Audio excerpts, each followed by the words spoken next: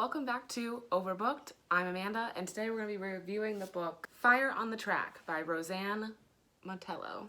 So, I borrowed this book from a friend, and it's been on my TBR for about 3 months, but I finally read it, and I really enjoyed it, but I'd have to say that I enjoyed it, but I think I would give it like 3.5 stars. So I read this book because I was looking for a book to read for the prompt, a book about a female athlete for the Reading Women Challenge. I honestly, there should be a ton of books out there about female athletes, but I didn't really know of any. So my friend gave me a whole list, and then one day she just brought this book into work, and I was like, thank you, I really appreciate it. Fire on the Track really centers around one woman, and her name is Betty Robinson, and it's about her journey to the Olympics and her downfall and then her comeback.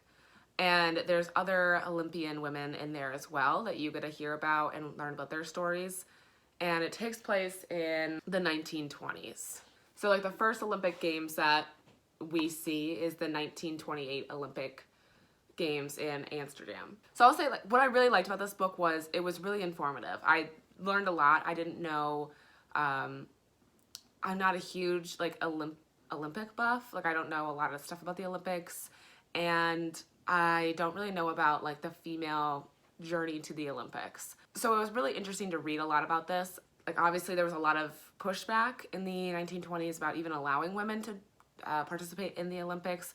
There was actually this whole other league, I forgot what it's called, but there was this whole other league created just for women to participate in games, and the Olympic Games were association was just super pissed at them, and then finally they just let them play. So, and then even after that, there's still obviously pushback that this was a mistake, this was wrong, and there's some people who are well, some sports can be allowed because they're, feminine and they're just aesthetically pleasing to watch, they're not, causing the female athletes to strain or to really try. So a lot of people thought swimming was okay, archery, just these really and I'm not even saying that either of those sports are, mundane or that they're not challenging. But at the time, people thought that they looked, for swimming, for example, they thought women looked more graceful. It was easier to watch. Whereas with track, I think you see a lot of the strain on the athlete's face and the desire afterwards or the let down afterwards. And I don't think they didn't want women experiencing these kinds of emotions. Wow. Because women are just supposed to be happy all the time. Sip my tea. So it was really interesting learning about that. It was really interesting learning about the journey to the 1928 Olympics. There's the boat ride itself.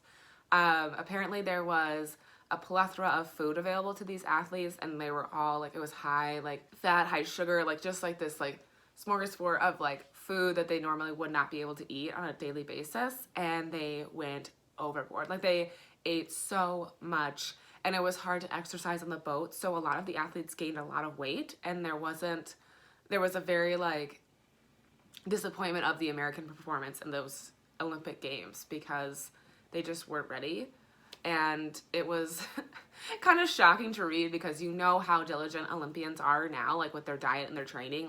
I don't think that would ever happen today where they'd be all right, you need to get on a boat and travel to Amsterdam, but here's all this food. I think the athletes would have been no, I need this diet and I need this to exercise, whatever. Obviously they wouldn't travel on boat anymore, but you get the point. This just would never happen today. I just really like those little things that I learned along the way, and I thought that was really interesting. I thought it was really interesting to learn about the other female athletes, their struggles, and how they discovered track and field, and that was really, really cool. I just didn't really what I didn't really like was how the writing, I don't know what it was. I can't put my finger on it. I just didn't super enjoy the writing. I think it just kind of fell short. I just wasn't moved, I guess, and it is moving stories, a woman captured the first gold medal in track and field in the Olympics. That's amazing, and that's history, and I just was okay, I don't know. I also felt there was And I know that they were there for background and information, but it was like a lot of like, there was stories about men in the book, like the coaches or people from the Olympic Association were in there, and which is fine to give it a rounded story, but I felt like it kind of took away from the main stories of the women. And then I also felt like I felt the writing was very like blunt. Like I said, it was kind of came up short, but like the book is very short. Like it's a very short book. It was only, like 250 pages. And I felt like this could have been a book. Like if you were only going to write 250 pages, then I would just want to hear about Betty Robinson. Like I don't want to hear about anybody else. I just want to hear about her story then. Like I just want this to be focused on one person. If you wanted to focus on everybody else, then I want a meatier book. I want to know everything about these people you're talking about. So I just think that was an issue for me. Like when I finished, I was like, well, I wish I could have gotten deeper into all of the athletes' lives. And maybe there wasn't more to tell, and maybe now I can like see if there's other books out there that can expand my knowledge on this subject. So the craziest thing of the book, and it's like not a spoiler because, it's on the back of the book. Literally, you could read it. So the craziest thing that like my mind was like blown away was that, so Betty Robinson discovers track and field, and she is an amateur. I don't think she ever ran like as an athlete. Like she didn't participate in the sport in high school. And so she's just super like not knowledgeable on the sport, not knowledgeable in training. Like she's one of the athletes who like gorged on the food on the boat, like not a passion for, like she likes to do it, but she's also like participating in other activities, and sometimes she like lets her other activities come first before running. And she's just so like casual about it, and then she wins this gold medal at the 1928 Olympics, and she's the first woman to do so. It's crazy. It's also a little disappointing because you would want somebody who is like really dedicated and really like wants to have it. And then she also like they have the women do the 800, and it's like just like a terrible showing. Like all the women collapse. It's just terrible. But what they don't talk about, like, so it's like talked about in the news a lot, like how terrible the women performed in this event, but the men performed just as terrible, but that doesn't get spoken about. But the women don't get to run the 800 race until like the 60s again. So awesome. And afterwards, I guess reporters come up to Betty Robinson and ask her, and she's like, yeah, I just don't think women are like designed to do this. So it's like really disappointing that this is the woman that is representing us, kind of like she's the one who wins, blah, blah, blah. But later I get back on her side. So she gets into this terrible plane crash with her cousin and is like deemed to never walk again. And she spends like the next 8 years training. Like she's like just to get herself to walk again and then to run again so she can make it to the 1936 Olympic Games in Berlin. That almost don't even happen. So she's just plowing through. She's getting there. That's her goal, and it's like her life now. I wish, obviously, like limitations like to the human body, but I wish she could have done the 100-meter sprint again, and I wish she would have crushed it, but she knows that she can't do it. So I think the only event, from what I remember, and if I'm correct, the only event she does is the relay. So she runs 100 meters, and they win the gold medal because the German team drops the baton. And it's this crazy thing. Regardless of like if they deserved to win or not, I thought it was just a really crazy show of the human strength that, we are capable of a lot of things, even if we don't think we are. Like, if someone told you couldn't walk again, and you're like, actually, I'm going to perform in the Olympics in 8 years. And your doctor would have been like, nope, you are not. And then in 8 years, you're at the fucking Olympics winning a gold medal. That's insane. It was pretty cool. I was really, really impressed. And she knows it's her last games. It's her last time that she's going to run in a race. And it's just, you did all of that for one event. It just blows my mind. And kudos to her. Like, honestly, great job, Betty.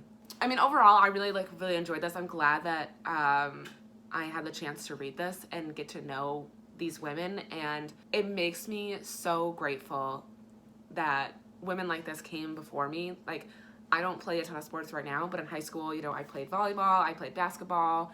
I dabbled in track, you know, so it's really nice that these women came before me where I could just go and play these sports and no one would be like, oh, why is a woman doing this? It's just a given, and it's given to me, and it's my right, and it's my liberty to take and enjoy. And, you know, sports is such a great way to gain confidence and learn teamwork and all of that great jazz. And I think we do still have like a somewhat of a crisis of girls like dropping out of sports. And, you know, I think it really should be addressed because there's nothing that makes you feel stronger than, you know, going out and playing this game that you love and, you know, doing something awesome in it, and just having that adrenaline just playing is such like a crazy feeling, and it feels really good, and it gives you so much like self-worth. I feel like you're like, my body is capable of doing this. I am amazing. And I really hope that that message continues to be taught to young girls, because I don't think we get that message a lot. But reading this book, it obviously shows me how far we've come, but we have a lot of ways to go, I think. But that's just me. But that was Fire on the Track by Roseanne Metello. I enjoyed it. Thank you, Catherine, for letting me borrow it. I will be returning it. I'll be reaching out to you, girl. If you guys have any suggestions on books about female athletes or books about, you know, women in sports, and what I'm actually really interested in is, I know there's a lot of memoirs out and biographies and probably things like this, but I want to know if you guys have any suggestions on females in sports or female athletics in fiction. I wonder if I would really enjoy to read something like that. I usually don't read YA, but if there's a YA suggestion, please put it down below. I think I would enjoy reading it. So hit me up in the comments below if you guys have any suggestions. And even if you don't have a recommendation that's fiction, I still would love to hear it. If it's a nonfiction, biography, memoir, something, whatever. I would really love to continue reading these and learn more about this. So put them all down there. I'd love them. Thanks for watching, you guys. Make sure to like this video and subscribe to my channel if you haven't already. I'm trying to come out with videos every week, and I will see you guys next time.